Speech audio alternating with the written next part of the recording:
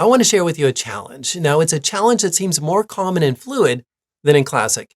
The challenge is about scroll levels. Now, on my screen, I have a page from our Fluid 2 class.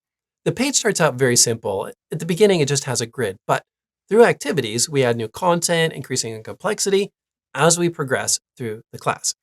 Now, some of those activities require us to add content below this grid. As you can see here, I've got custom action menu content. Now, this should be a non-issue, but it's actually a big problem. Let's look at the Order tab. Now, in the Order tab, we can see the grid highlighted in green, and of course, the content is at level 1.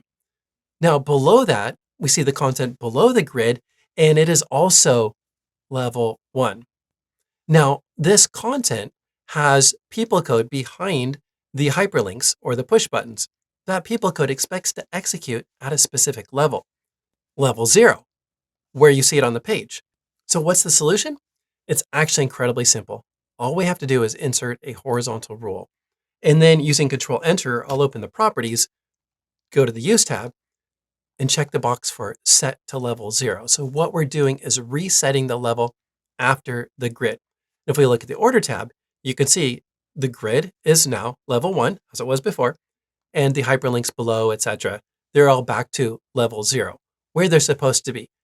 Now, this horizontal rule will be invisible at runtime. It's just here to reset the occurs level. This is fascinating. Now, as you look at Oracle delivered solutions, let's take a look at one, we can see that they are doing the same thing. We can see this horizontal rule on the page, and if we open the properties, we'll notice that it is also resetting back to level 0. And if we look at the Order tab, we see the grid in green, level 1, and below that, level 0. Now, here's where it becomes a problem for you and me. Drop zones. Through drop zones, you and I can inject any content we want to into Oracle delivered pages, including grids. You and I can insert a grid into an Oracle delivered drop zone, inserting that grid into the Oracle delivered page at runtime. Now, as we just saw, when you insert a grid into a page, it causes all the content below the grid to show as the same level as the grid. What that means is if you and I put a grid into this drop zone, all the content below shows at the same level as that grid, effectively breaking the Oracle delivered page. What's the answer? Insert a horizontal rule.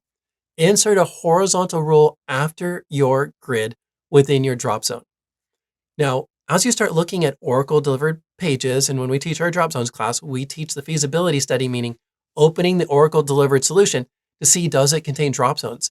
And as you're doing that feasibility study, you may discover that some of the Oracle delivered pages already include a horizontal rule for resetting after the drop zone, but not all of them. As you can see, this is an example.